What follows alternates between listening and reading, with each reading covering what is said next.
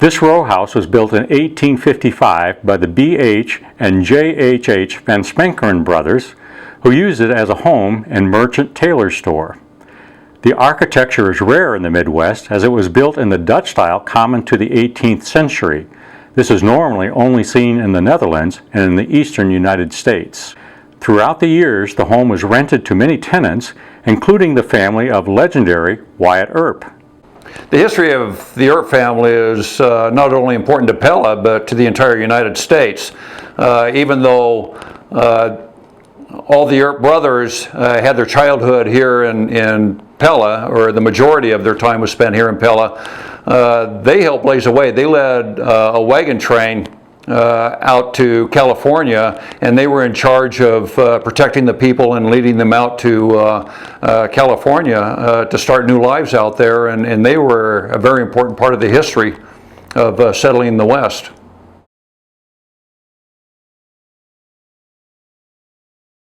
You know, at the age of 16, that's when we sold the land and decided we were going to move out to California. And I got my first gun then, so that was kind of exciting that I had a position of more importance at that time.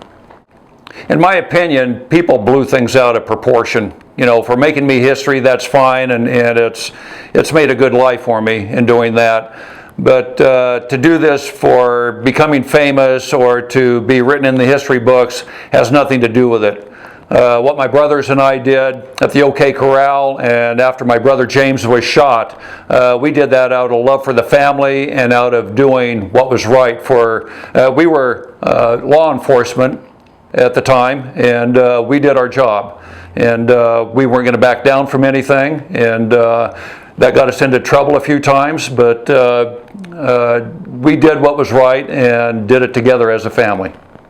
I think living here in Pella actually gave a very strong family bondage to our family. I mean, even after we became adults and moved out, we all still stayed together. We worked together, we lived together, grew our families up together. The entire family stayed together. And I actually kind of credit not only Mom and Dad for the support and love that they gave us here, but I think the community of Pella played a very important part of keeping our family together as a single unit. Since then, many people have lived and worked inside the building. Well, I was with my husband in the service for 2 years. We lived down in Alabama.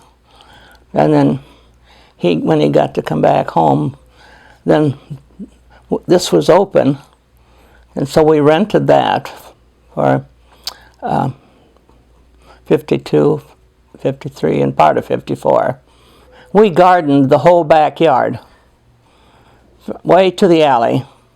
We had a garden in there. We had corn and potatoes, and so we started about just shortly, a little halfway down that yard, and way to the back alley. We gardened, and we liked the place because it was close to town. We could walk, and after I had my daughter, it was just easy to walk uptown with her in the buggy. We had buggies in those days. It meant quite a bit to us when in those days. I mean, it wasn't much, but to us it was quite a home. I mean, it was just plain and hardwood floors, and the windows weren't real tight. They were old, so it was a cold house, and we had no heat upstairs. I work in there at tulip time. Always sit in that house, and then I hear a lot of people say, "Did Wyatt Earp really live here?" and it's hard for some people to, he wasn't Dutch, so it's kind of hard for some people to really realize that he lived there. Yeah. We were getting married June 3 of 1960, looking for an apartment to rent. We were able to rent the upstairs of the old Wyatt Earp house for $35 a month, and we paid half the utilities. The lady who lived downstairs paid the other half. We shared upstairs. We only had a stool pot. And That's cool. no lavatory, so we shared the bathtub with the lady downstairs.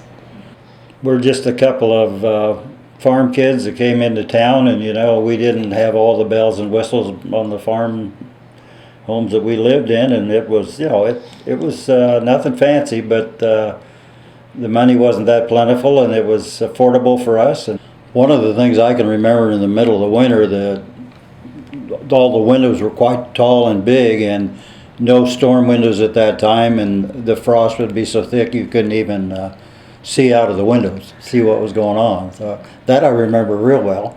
Of course, no air conditioning. No. Well, I think after the fact, it meant more now, and it has meant more now than, you know, when we actually, you know, we're going to rent the upstairs of Wyatt Earp's house. But, you know, several years down the road, why, you know, it means more. That, you know, we can tell grandkids that, hey, we lived in above in the apartment in Wyatt Earp's house. So. Well, we can't find the stairway that we used to take Yeah. to go to our apartment. It was outdoors. And then we can't find the stairway that we used to come down here to take a bath. Yeah, the walls have been moved and doors have been added and are closed, and so it's changed a lot since we were renters. Well, I think Pella is kind of a historic town.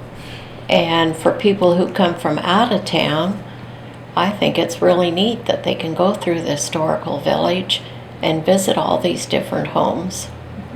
I think the more you become involved in the whole process of the historical society, I think you realize how important it is to Pella. I mean, there's a lot of tourism, and it helps a lot of businesses up on the square. So yeah, it's very important. We hope you enjoyed this information video. If you would like to see more of Wyatt Earp and his brothers, visit us at Tulip Time in May as they walk through all 6 parades.